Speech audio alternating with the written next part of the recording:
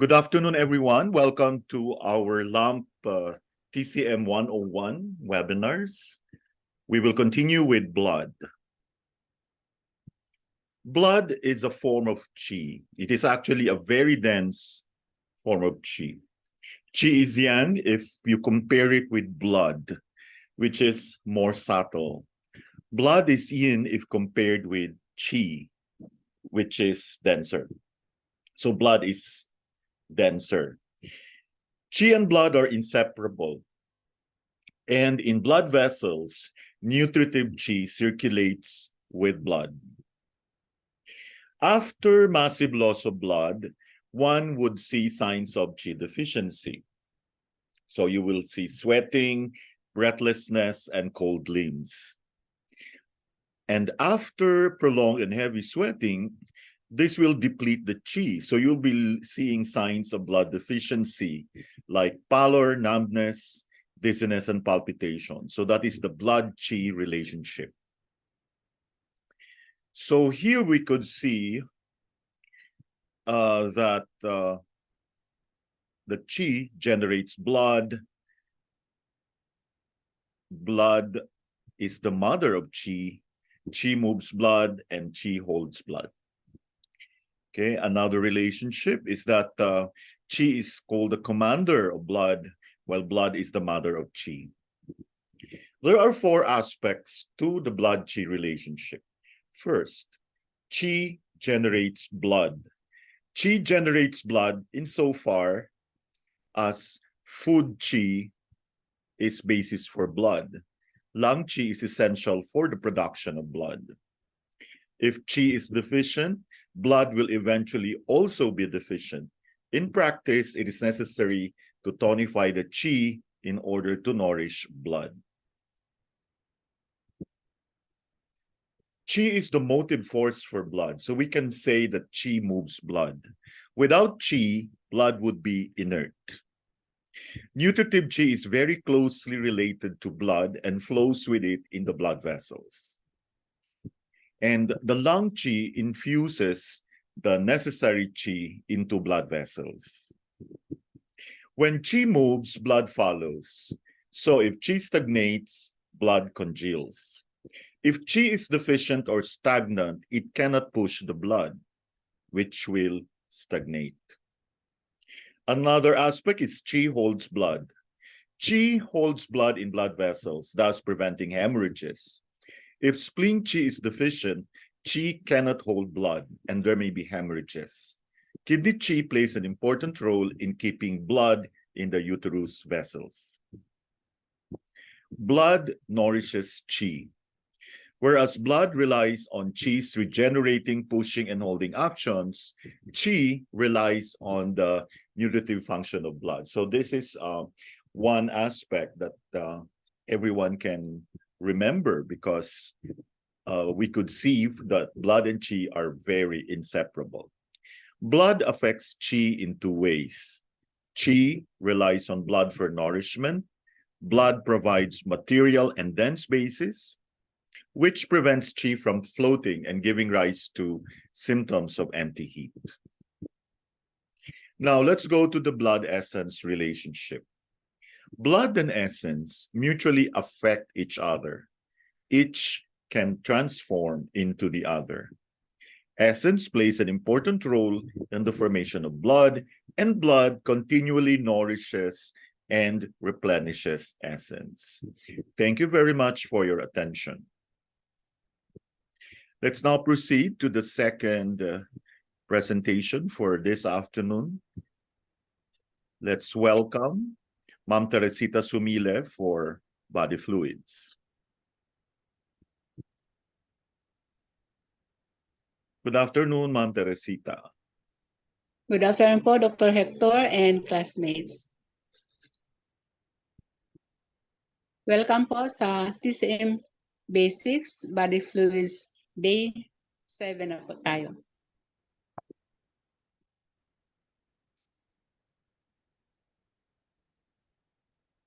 Normal tongue. The normal tongue is pale red. It is pale because the stomach fluids flowing up to the tongue make it pale. It is red for two reasons. A, because heart blood makes it red, because we all know that the tongue is an offshoot of the heart. So heart blood flows to the tongue. And the second reason is because the minister fire flows up to the tongue, thus making it red. Okay? Therefore, the influence of stomach fluids, heart blood, and minister fire give the tongue a normal pale red color. It follows, therefore, that a normal pale red tongue indicates a good state of the stomach, heart blood, and minister fire, and therefore kidney yang.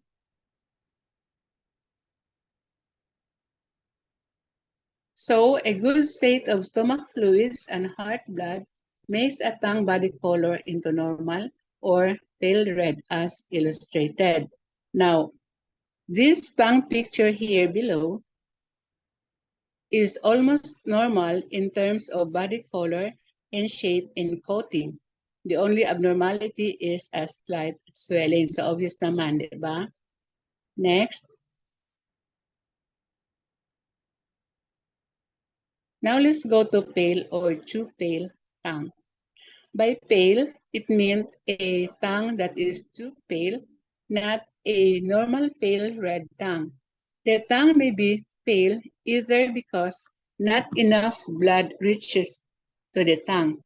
This is in case of blood deficiency, or because a deficient yang fails to carry blood to it. This is in case of yang deficiency. A deficiency of kidney yang also makes a tongue pale because not enough heat from the minister fire reaches the tongue. Okay? Therefore, a pale tongue indicates either blood deficiency or yang deficiency, and the blood deficiency may involve the spleen, liver, or heart, or a combination of these organs. If there is liver blood deficiency, only the sides of the tongue may be pale. Other than that, one cannot pinpoint from the tongue only when organ is primarily affected by blood deficiency. Now, these tongue pictures are both pale and dry, indicate an indication of blood deficiency. Okay?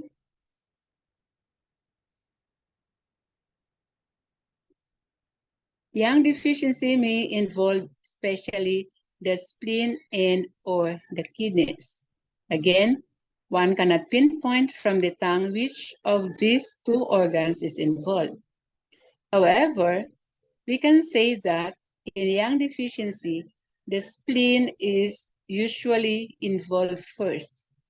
Take note, the spleen is usually involved first in yang deficiency, and kidney yang is involved in more chronic conditions. Thus, kidney yang evolved from or derived from spleen yang deficiency. Therefore, we can deduce that there is kidney yang deficiency if the tongue is particularly pale. We can also deduce the same if the tongue is particularly wet. Now, the first tongue picture on the left side are both pale and very slightly wet. I mean, the first and second tongue picture, sorry po. And the third one on the right is a pale, very slightly wet, concave or curled inward and has pale points. Okay?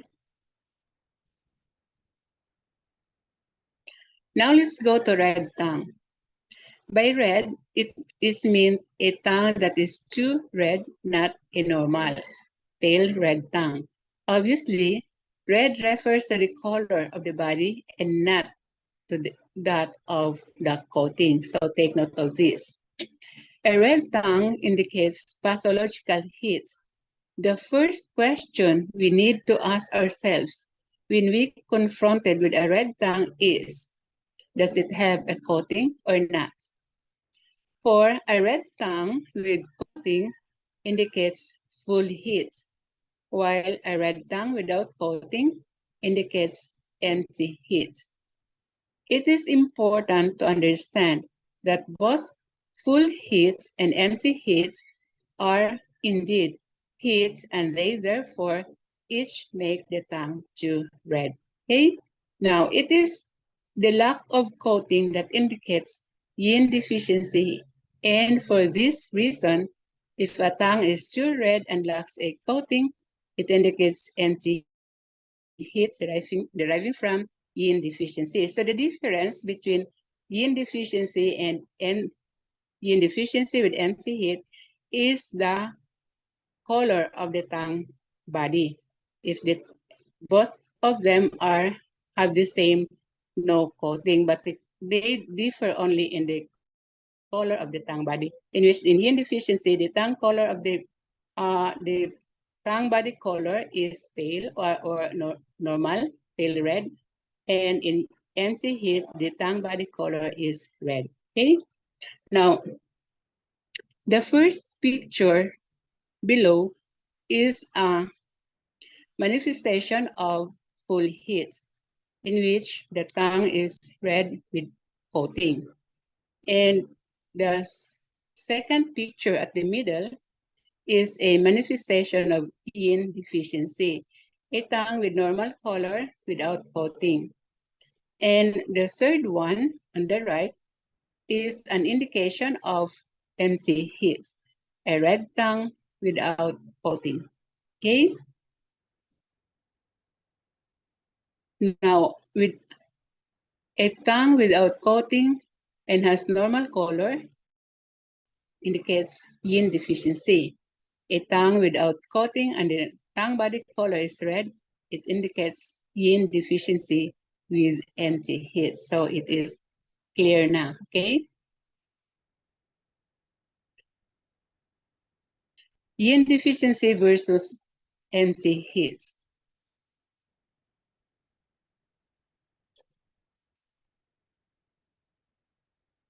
In yin deficiency, as I said minutes ago, the tongue is pale, normal, pale red without coating. And in empty heat, the tongue is red without coating. And empty heat derives from yin deficiency, but yin deficiency will evolve into empty heat with for a very long period of time. Okay?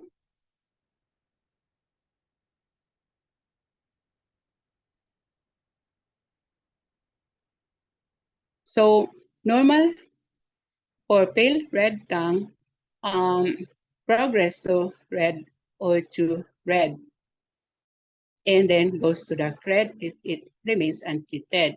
Now, red tongue means that there is presence of heat. Now, red tongue with coating, but with truth, it indicates full heat. If red tongue with no coating or with rootless coating, it indicates empty heat. Now, the tongue pictures here below, the first tongue picture is an indication of full heat, which are red with normal coating. And empty, red without coating indicates empty heat.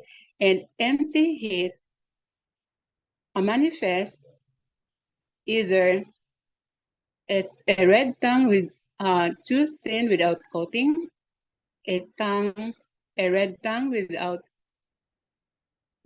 coating without root, a red tongue which is partially without coating, or a red tongue which is totally no coating. Okay?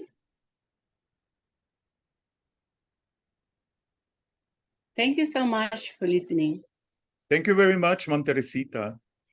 Up next is Yin and Yang. Let's call on Ma'am Mildred Digma, certified acupuncturist from Apayao.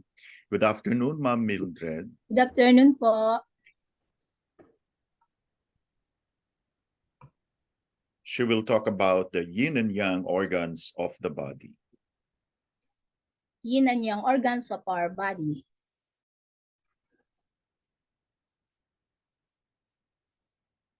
So ayan po, dati na po natin nakita itong mga picture na to sa YouTube, ano? So ayan po, pag infancy, yan po yung drawing ng yin and yang. Siyempre, kunti pa lang yung yang, mas maraming yin. Kasi hindi pa yan nakakalakad eh. So ayan. Then adolescence po, lumalaki na po yung yin. So next sa yung prime time, ito po balance na yung yin and yang. Balance na pa, no? So sa middle age, humihina, paunti-unting humihina na tayo, bumabagal, kaya po lumiliit. mas ano po yung ano, yan, papaliit na siya. Yan, pag old age na po, yan, mas malaki na po yung yang, mas maliit na yung yin. Ibig sabihin po yung energy natin, mas humihina. Yun yung po yung yin, ano. Yan, papahina, papakonti.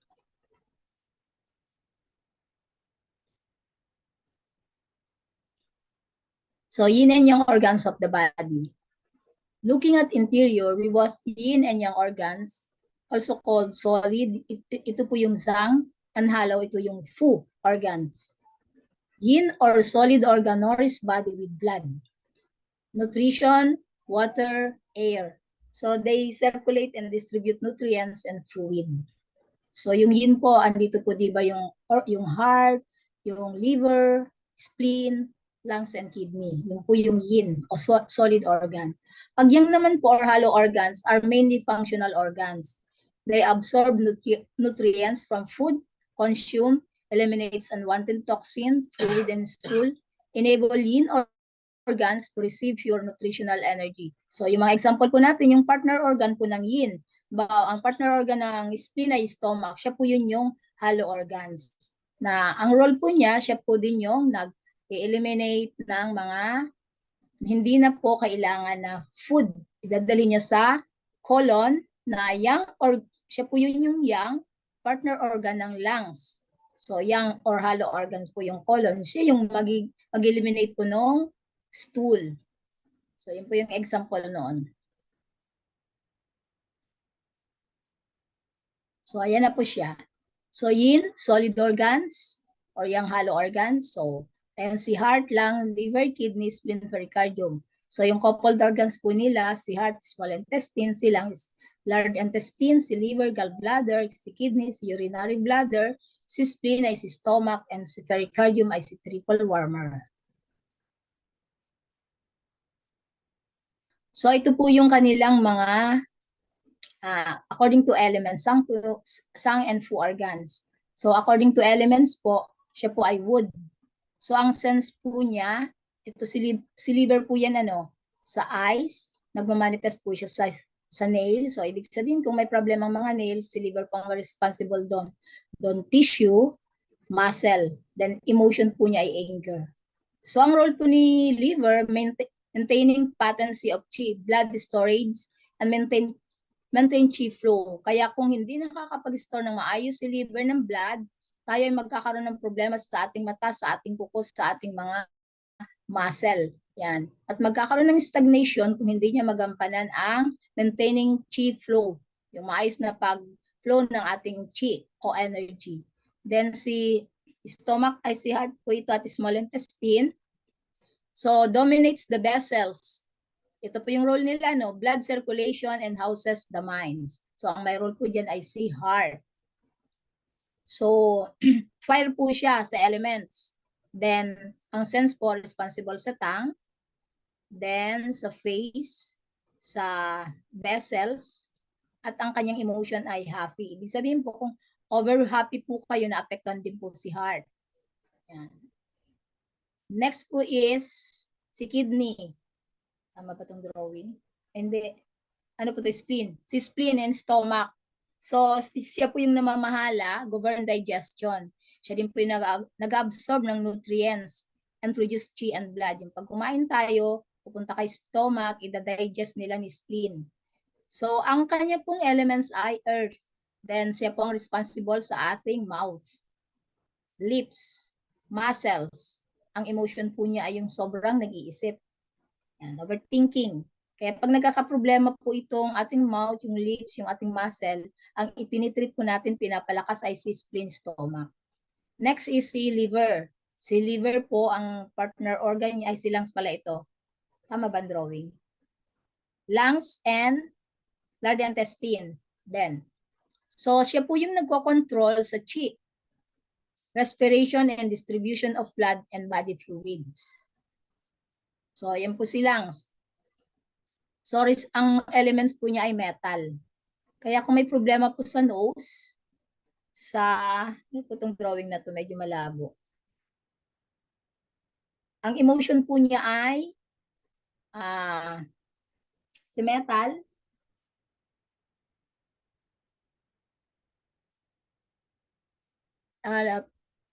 Pagkalungkot po, hindi ko paninag yung drawing eh. Yan. Pag sobra po kayong nalulungkot, ang naapektuhan pong organ ay si lungs. Kaya yun, kundi nakaka-move on sa mga sakit na dinadaanan ng buhay, humihina po ang lungs natin. Next is si kidney. Si kidney, ang partner organ niya ay si urinary bladder. So responsible po siya sa pag-store ng essence, yung mga namamana nating enerhiya. Then siya din po yung nagko-control sa reproduction. Kaya kung may problem po yung ating mga sexual na bahagi ng katawan, si kidney po yung ating pinapalakas. Siya din po yung nagre-receive ng chi. Siya din po yung responsible for production of marrow and blood. Yan. So ang elements po niya ay water. Then siya po ang responsible sa ears, sa buhok po sa ulo. Kaya yung mga nakakalbo na po, ang pinapalakas natin ay ang kidney. Yan. Ganon din may problema sa bone kasi siya ang may responsible doon. So ang emotion po ni kidney ay fear. Kaya kung sobra po kayong matatakutin, humihina po si kidney. Okay. So the 5 elements of TCM connecting the function of human organs. So yan po yung cycle, paano sila na magkaka-relate. Ibig sabihin lang po nito, si Earth, ito yung responsible na organ, si stomach, spleen, sa digestive system. Kung nagkakaroon po siya ng suliranin, pwede niyang ibaba ang kanyang kahinaan kay fire. Maapektuhan po niya si heart at si pericardium, small intestine, at iba pang nervous system. Ganon din po, pwede rin niyang ipasa kay kidney. Siya po si water. Si kidney, si urinary bladder. So, responsible sa bones and endocrine system. Yan, pwede po niyang ihawa dyan. Then, ganun din po, dadalhin niya kay wood. Apektuhan din niya si liver and gallbladder. Then, si metal, si lungs and colon and skin. So, ganyan po yung cycle. Pwede pong maapektuhan ang bawat organ natin kung magkaroon ng isang kahinaan yung ating mga organs sa katawan. So, ito po summary uli ng picture, So, yung 5 elements po, inuulit dito. Si liver ay wood po siya. Yung kanya pong, ay spring. Then, partner organ niya is gallbladder. Then, wind po yung madalas na pumapasok sa kanya sa po ng climate, wind. Yan. Then, ang kulay po ay green. Green, ibig sabihin, ito din po related yung mga pagkain para lumakas ang ating liver. Yan. Si heart naman po siya ay sa fire. Sa elements po, Then, summer po yung madaling maka-apekto sa kanyang climate. Kaya di ba pag mainit, madali yung heart natin umiinit, nagkakaroon ng heat stroke. Then, ang partner organ po niya is small intestine. Ayaw po niya ng init. Then, ang color po niya ay red. Relate po natin to sa food uli. Mga pagkain na kulay pula ay nagpapalakas sa ating heart. Ganun din po si spleen. Siya po ay elements ng earth. So, late summer po. Partner organ niya si stomach. Prone po siya sa damp. Kaya kung ang inyong environment laging maraming damp, kinakain niyo maraming damp or oily, yan, si spleen at saka si stomach pang naapektuhan. Ang food para po sa kanya ay mga food na kulay yellow. Si lungs naman, siya po ay metal sa element. Autumn po yung kanyang climate. Large intestine ang kanyang partner. Ayaw po niya ng mga dry na environment. Then ang color po ng food para kay lungs ay yung mga white. Si kidney naman, water. So winter po. Then urinary bladder yung kanyang partner organ. Prone po siya sa cold. Kaya kung lagi kayo nagbababad sa tubig, mas madali din na lagi kayo sa malalamig, naapektuhan po agad yan si kidney. Then ang color po is black. So yun po yung summary na pag natandaan natin, madali natin gamitin sa ating diagnosis. So ito po ulit, parang pinapakita. Ayan, summary po ulit yan, mga drawing, para matandaan natin. Inulit lang po ano, yung sinabi ko kanina. Ayan o. Next is, ito naman po yung horary clock. Ibig sabihin po ng horary clock, yung mga organo po natin ay may panahon na nagpapalakas, naglalagay ng enerhiya, at may panahon din po saan siya mahina. Kaya kung yung panahon na dapat naglalagay siya ng enerhiya, nagpapahinga po tayo nung kung hindi tayo nagpapahinga, naapektuhan po yung ating mga organ. Halimbawa lang po nito, ang panahon po ng oras ni large intestine, saan tayo magsimula dito, is 3 to 7 a.m. Yan, sila po yan ni lungs, tsaka ni large intestine. Kaya di ba pag gising ninyo, madali pong masaulo to, pag gising nyo, siyempre, inhale, exhale kayo, yung involved na organ is si Yang, siya po si Yin organ, under the metal, ng elemental points po ano, makakaramdam kayo ng pagdumi sa oras na yan kasi yan yung panahon na energize si large intestine, mag-excrete siya ng toxin. Then, 7 o'clock to 11 a.m., makakaramdam kayo ng gutom. Kasi kailangan na mag-energize ni stomach. Ayan, kaya kakain na po tayo niyan ano. Si stomach is yang, under the earth elements, and partner organ niya is spleen is yin. Then 11 to 3 p.m. po, si heart naman. Ayan, under po siya ng fire elements. Ang partner niya ay si large intestine. So yan yung po yung time na nag-e-energize sila. Kaya minsan 'di ba pag inaantok kayo, yung panahon niyan 'di ba pagka inaantokin kayo kasi yun nag-e-energize sila eh. Kailangan niyang pahinga ka para maglagay siya ng energy dun sa mga organ. The next is 3 to 7 p.m. uli. Yan, si bladder, kaya bago kayo matulog naiihi kayo ano. Yan. Tapos si kidney, panahon po nila yan. Then 7 to 11 p.m. panahon naman ni pericardium at saka ni triple Warner. Then 11 to 3, ito yung napakahalaga po, panahon ito ni gallbladder at saka ni liver. Panahon para mag-imbak ng dugo. Kaya kung hindi po kayo matutulog sa panahon hanggang 3 a.m., gising kayo, wala pong may imbak si liver. Then sasakit ang ulo nyo kasi wala siyang naimbak, wala may circulate si heart na dugo. So yun po yung ina-explain ito na horary clock. Yan yung panahon na yan po din, magandang mag-acupuncture yung mga oras na yan. Kasi nagtotonify kayo, tinutulungan yung mag-tonify yung organ. Okay po. Kaya alas 3 ng umaga, wala akong pasyente nun. Okay. So there are 12 main organs in the body and other come under this umbrella group of organs. So example po nito, yung kidney is related to nervous system and bones. Therefore, kidney governs the brain. Urinary bladder relates to uterus and prostate gland. Po. Yung 6 organs naman po are paired with 6 organs and 6 couples. So coupled organ have interior and exterior relationship, always diagnosed and treated together as one unit. So tinitingnan po natin yun kasi may magkakapartner. Lung are associated with nose and skin according to TCM. Kaya kung may problem po ang inyong skin, si lungs po yung tinitreat natin. Then si nose, ganun din si nose. So yung many allergic rhinitis pong patient have irritable bowel or ulcerative colitis. Kasi nga, partner organ nilang si large intestine, kaya naaapektuhan po yung colon. Kaya nagkakaroon ng ulcerative colitis kung may problema ang lungs. Yun. Others suffering with symptoms of black nose or recurrent nasal polyps are rather constipated. Kasi nga, yung kung may heat si lungs, ibababa niya agad kay colon. Yun, kaya nagkakaroon din po siya ng yung black nose, baradong ilong. Yan. In such cases, treatment of one organ alone often cures both problem. So kahit na po silang yung ginamot nyo, ginagamot na rin niya si large intestine dahil magka-partner po sila. Okay po, thank you po.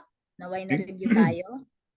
Maraming salamat, Ma'am Mildred. We now proceed to the 5 elements. Let's welcome the certified acupuncturist from Silang, Cavite, Ma'am Needs You. Good afternoon, Ma'am Needs.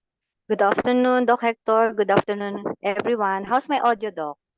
Clear po, very clear. Thank you. Medyo maulan po dito sa amin. As usual, mukhang hindi naman tumigil.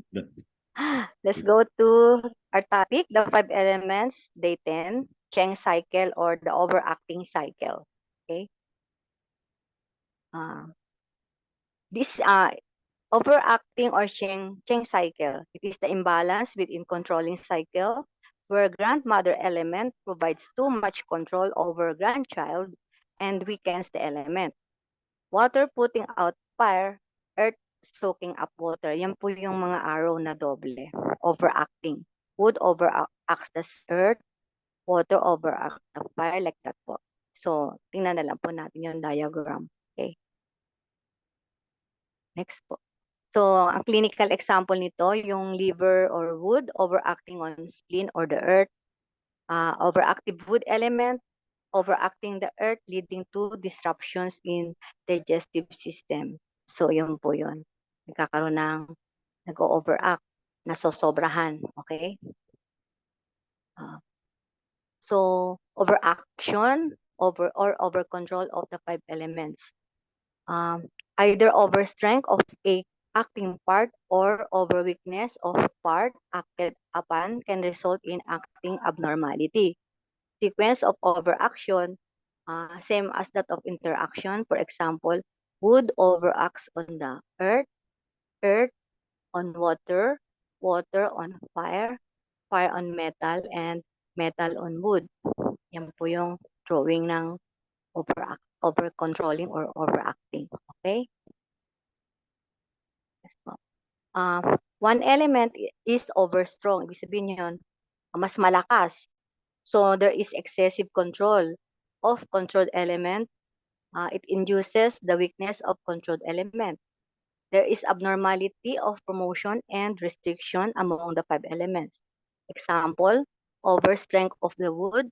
Yung wood, yun yung liver, gallbladder. Then it overacts on earth. So nagkakaroon ng insufficiency of the earth. Yung wood nag-overacts on the earth. Yun po. Okay? Yes, ano na lang na graphic. Explanation, if an element is itself weak in corresponding to its normal controlling element, the interaction will seem to be stronger. Thus, this element will be even weaker. So, nagiging mahina. Okay? For example, yung wood itself is not strong enough in itself to overcontrol. Its acting on earth may be still within normal limits. But if earth itself is insufficient, interaction between wood and earth will become relatively strong. More insufficiency of the earth. Ibig sabihin, wood overacts on the earth when earth is deficient. So, nagkakaroon ng problema na. Okay, yung sa earth. Okay? Yun po yung clockwise, ibig sabihin ay controlling. Okay? Overacting naman yung dalawang arrow and yung insulting naman yung kulay brown. Wood, yan. Generating, wood generates fire, fire generates earth, earth generates metal, metal generates water, and water generates wood, and so forth to the earth. And then yung controlling, wood controls the earth, metal controls the wood, okay? Earth controls the water, yung blue arrow po. Metal controls the wood, and fire controls metal. Okay? Okay. Wood overacting on, next slide po, Doc. Wood overacting on earth. Clinical manifestations nito, yung hypochondriac and epigastric pain, feeling of distension, irritability, loose stools, poor appetite, and greenish face. Wood overacting on earth po. Kanina sa drawing. So, yung pattern of wood overacting on earth is very common and it is exactly the same as the pattern of liver invading the spleen. Okay? Next po. When the clinical manifestations pertain to one element and the face color pertains to element which overacts on it, the face color shows the origin of the disharmony. Loose stools and poor appetite are symptoms of deficiency of the earth or the spleen. But face is greenish. This indicates that the root of the problem is in wood. Example, wood overacting on earth. The same principle applies to all the following cases of disharmony of the overacting sequence. Okay? Next po. Thank you very much. Thank you very much, Ma'am Needs. Up next Po. is the types of Qi.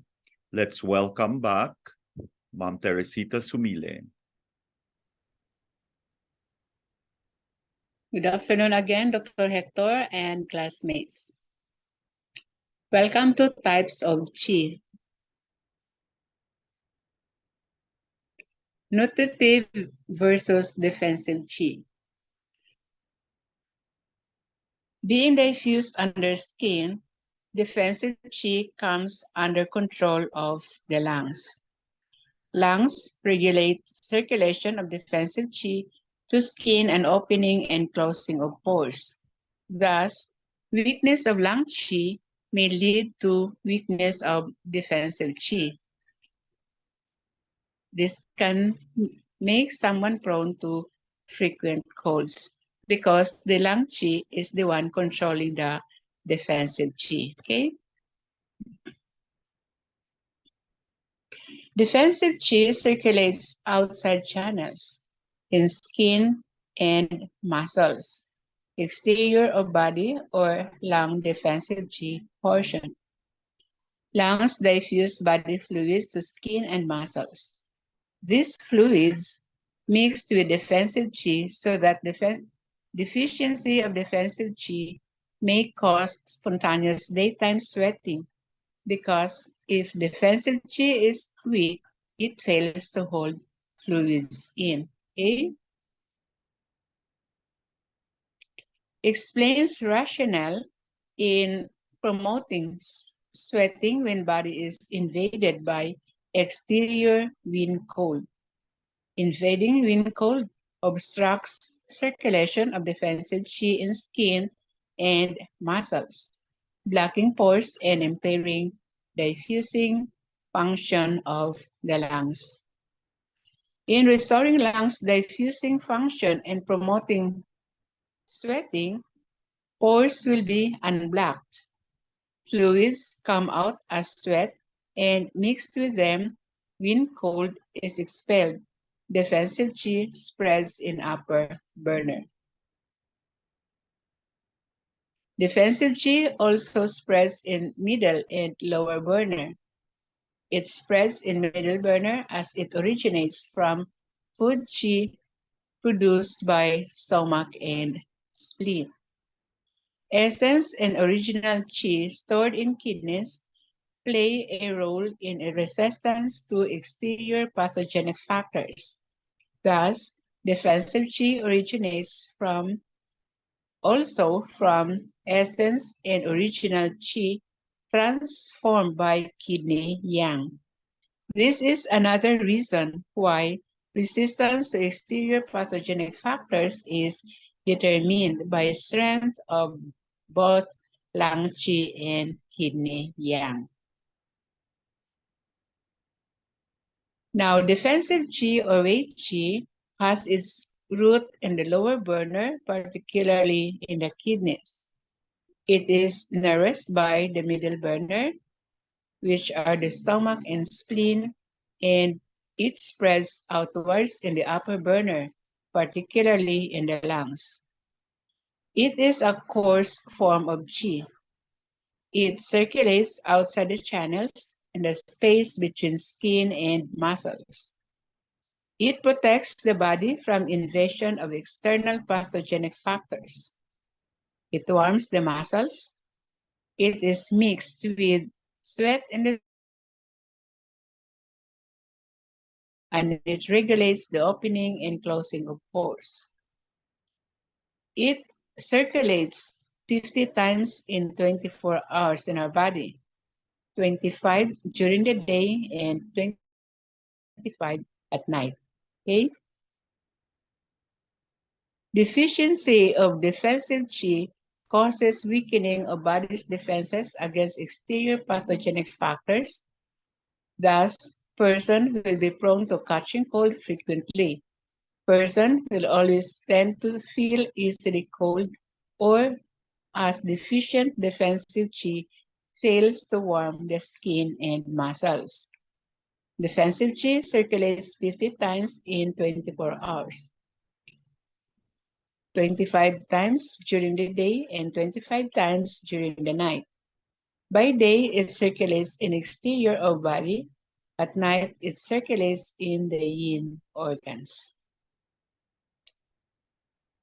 In daytime, defensive qi circulates on exterior in yang superficial channels from greater yang to lesser yang, then to bright yang channels. Flow of defensive qi from interior towards exterior, emerging at inner corner of eye, that is the meeting of greater yang small intestine and bladder channels, opens eyes and wakes us up in the morning. At night, defensive qi flows into yin organs, first to the kidneys, then to the heart, lung, liver, and spleen. Thank you so much for listening. Thank you very much, Ma'am Teresita. We continue with the Zangfu organs. Let's call once again. Ma'am needs you. Good afternoon po ulit. Thank you, Doc. Good afternoon. So, the topic for today, Zangfu organs, is the spleen functions. Okay?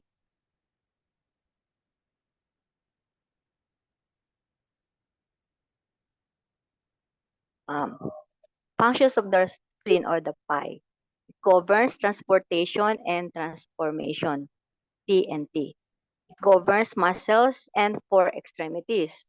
It holds blood in the vessels, holds the organs in place, opens into the mouth and manifests in the lips. It is responsible for learning, and overthinking affects the spleen. Okay? Explanation. Explanation of the spleen governs transportation and transformation. It is the most important digestive organ in TCM. It plays important role in our daily life. It produces food qi or good qi from ingested food. Okay, so here, food qi or good qi is the basis for qi, blood, body fluids that we need every day. Okay, and it plays a major role in formation of qi and blood. It extracts essence of grain and water or the nutrients and dispatches the food qi or good qi to other organs so that it reaches all parts of the body up to the lungs, down to the bladder. Okay? Food qi is the basis for qi and blood production. The turbid part of from food material that cannot be used by the spleen are sent to small intestine for further processing. So yan po yung illustration. Okay? It is the source of acquired qi. If transformation of spleen is weak, food qi is not sufficiently produced. So qi and blood, there would be qi and blood deficiency and accumulation of dampness. Okay? It is always involved in development of dampness and its diseases. So if spleen function is weak, dampness is produced. Okay? Sa soft stool, it is the first sign for accumulation of dampness in the body. it shows failure of the spleen's transformation function. Parang diarrhea pero soft lang. Soft stool. Okay? Spleen is affected and weakened by a diet that includes a large amount of raw, cold, or dampness producing foods. So, ang gusto kasi ng spleen medyo warm. So, it gives the patient dietary advice. Okay? The change of eating habits and diet are the key to successful treatment. Okay? It has similar digestive functions on mental level.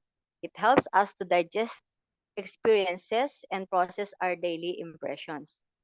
It ensures mental clarity and counteracts accumulation of mental waste. Okay? One aspect of living today is constant overstimulation. Mind is overwhelmed and spleen's digestive function on mental level is affected. So spleen is only able to handle one task at a time. In the same way, it can only digest one experience at a time. Okay? Isa lang. Most of the time, we are experiencing more than one thing in the same moment. This could weaken the spleen and lead to mental indigestion, which can manifest in the form of dampness on the physical level. Okay? People seem to need constant stimulation. The mind is not able to be aware in just actual situation. For example, banal things like watching television while eating meals. So, yan, bawal po yun. Nakaka-epekto sa spleen natin. Okay? Isa-isa lang. Mind is scattered and involved in many different thoughts at the same time. The spleen is overwhelmed and transportation function is affected. So, kailangan isa nga lang. Okay? Hindi, isang focus lang. So, development of dampness naman is based on insufficient mental transformation. So, diet and nutrition plays a minor role in this context. Dampness can accumulate even with a perfect diet, but mental indigestion can affect our overall perception. Okay? Our mind is so busy and caught up in its own topics that we are unable to see and experience our environment untainted by our own projection. We are not able to perceive the natural state of reality. Communication then is far from real understanding and hurtful for our fellow human beings and ourselves. Okay?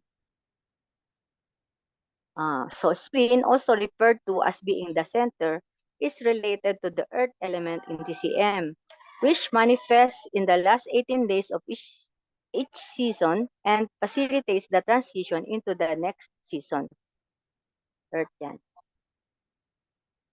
So digestion process involves mouth, stomach, spleen, small intestine, large intestine, liver, and gallbladder. All these organs contribute their part to food assimilation. Of special importance is Yin Yang, which provides warmth and governs body's metabolism. Okay? Thank you for your attention, everyone. Thank you very much, Ma'am Needs. We now proceed to Meridian Theory. Let's welcome Sir Dino Pinero, straight from Legazpi. Good afternoon, Sir Dino.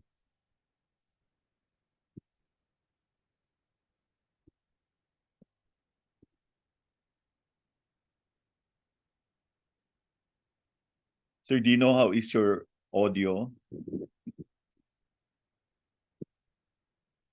Mukhang walang audio si Sir. Okay, pakiayos mo muna yung audio.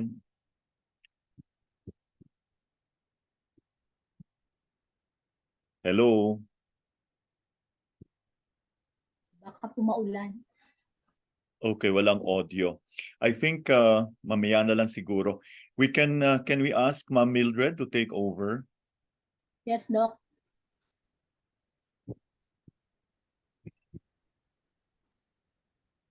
So the topic is... Sige po.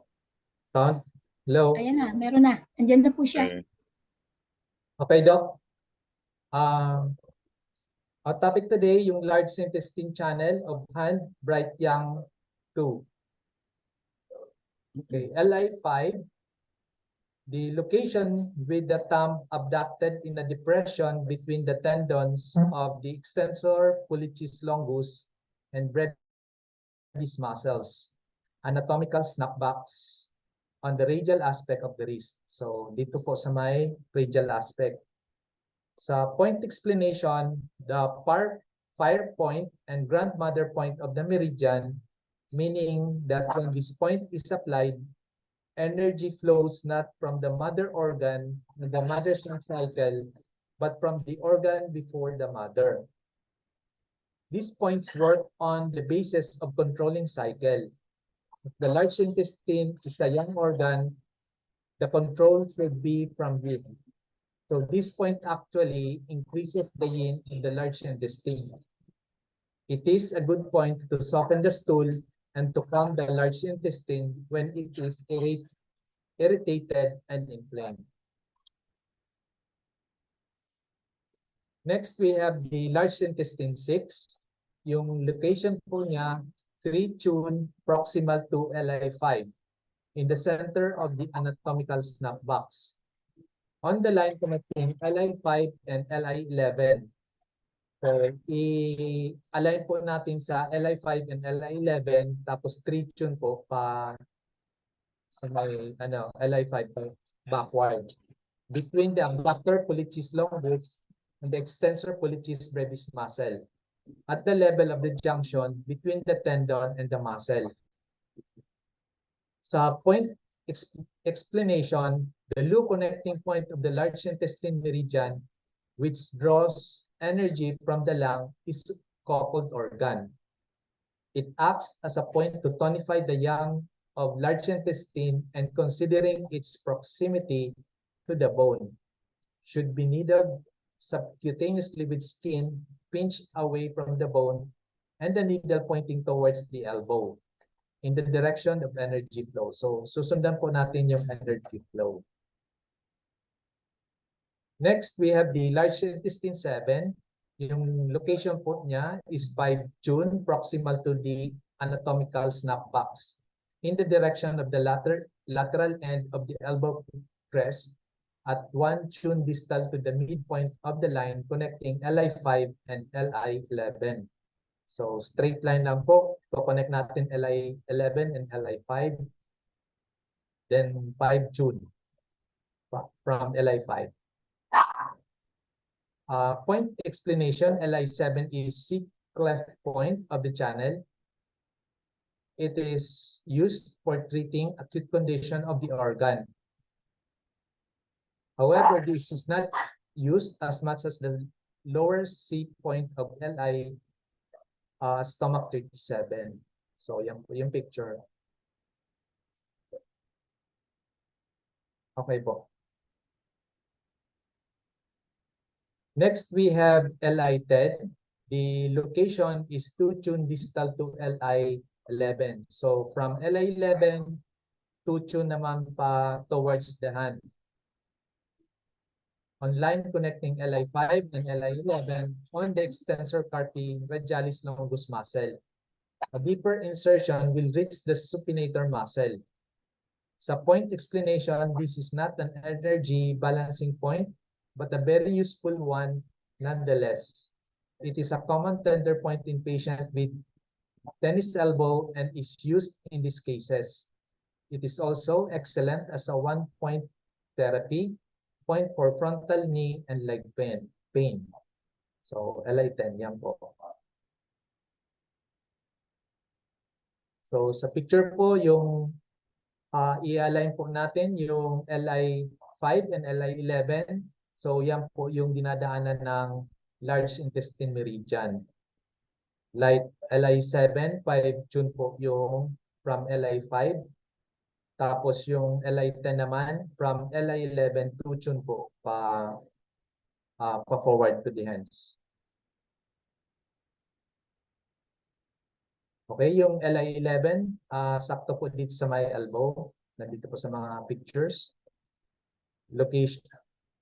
Location with the elbow flexed on the lateral end of the elbow crest in a depression between the end of the crest and the lateral epicondyle of the humerus on the extensor carpi regalis longus muscle. Sa point explanation, the tonification point of the meridian is an excellent point for enhancing the immune system. So, pwede natin magamit for enhancing the immune system. It works on the principle that tonifying an extreme yang organ will increase the yang and would cause intertransformation of yin if the yang is too high. So, pag mataas na po yung yang, magpapalit na po siya or lilipat na papuntang yin. So, ito po yung nakakatulong itong Li11. For this reason, one could use it in the treatment of high fever and high blood pressure. So maganda po siya for the treatment of high fever and high blood pressure. From yang, matatransform na siya sa yin. So we use Li11. Sa Li15 naman, the location in the depression distal and anterior to the acromion, sa may shoulder po, between the clavicular and acromial portion of the deltoid muscle. So sa may shoulder, nandun po ang Li11. Sa point explanation, an important point of the anterior shoulder pain. So pwede po sa anterior shoulder pain. This point is ideally used alongside a few other tender points in the areas such as tricol warmer 15, SI12, and Li14. Together, these points relax but strengthen the shoulder and relieve neck.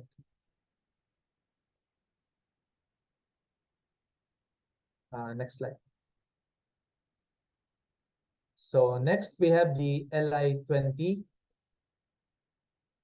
Sa picture po, yung location in the nasolabial groove at the level of the midpoint of the lateral border of the ala nasi.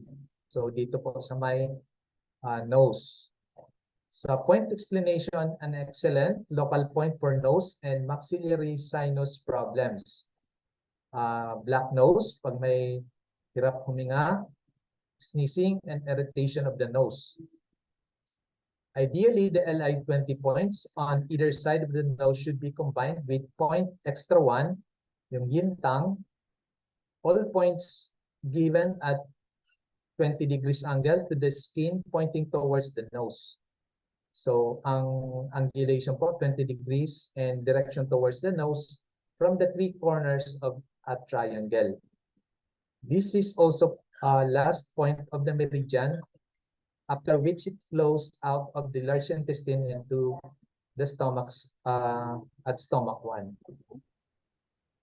So thank you for your attention. Thank you very much, Sir Dino.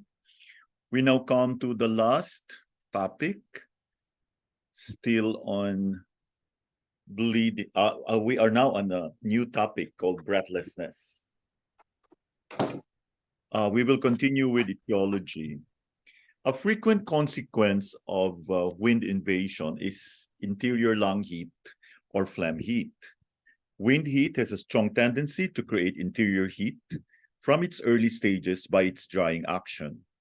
Wind cold can also turn into heat once in the interior. If there is a pre-existing condition of lung heat, wind cold can lock the heat in the lungs, so this will give rise to breathlessness. As lung qi fails to descend, the fluids cannot be transformed and they accumulate into phlegm. Phlegm becomes a cause of breathlessness in itself because it obstructs the descending of lung qi in the chest.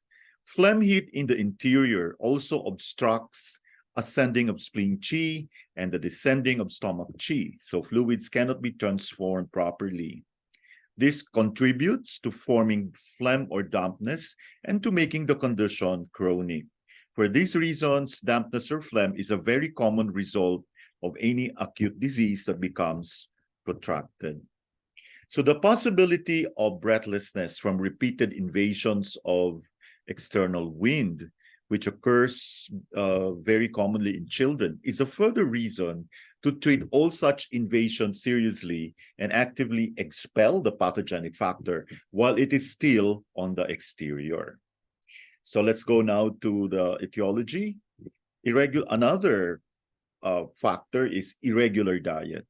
Excessive consumption of fats, dairy foods, sweets, sugar, and raw cold foods impairs the transformation and transportation of food essences and fluids by the spleen.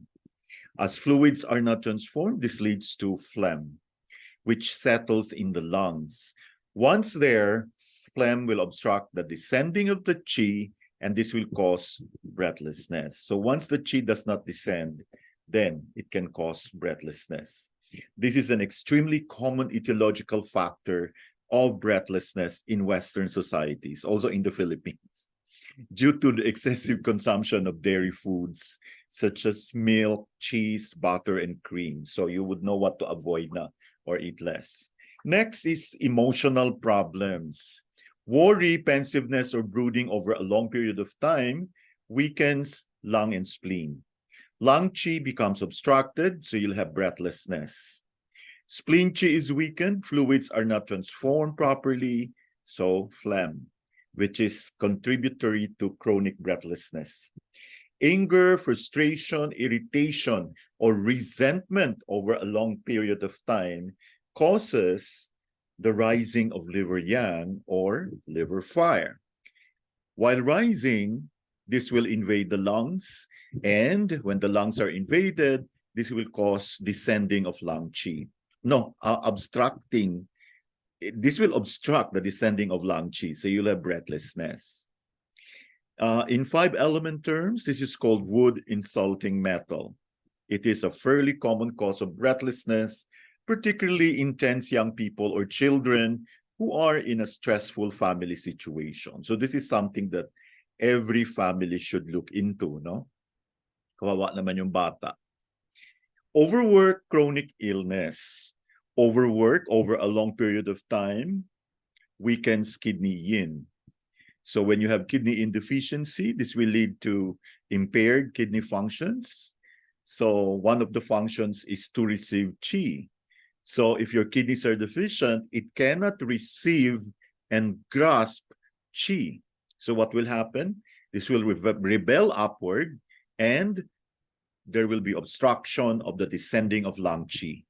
So this will lead to the situation called excess above, deficiency below, and therefore you will have chronic breathlessness. Physical overexertion over a long period of time or standing for too long, this is going to weaken your kidney yang. So again, this cannot receive the qi and hold it down. So there will be chronic breathlessness again. So a kidney deficiency, whether of yin or yang, is nearly always present in chronic breathlessness. For this reason, Â said of breathlessness, if the lungs are the cause, it is of the excess type. If kidneys are the cause, it is of the deficiency type.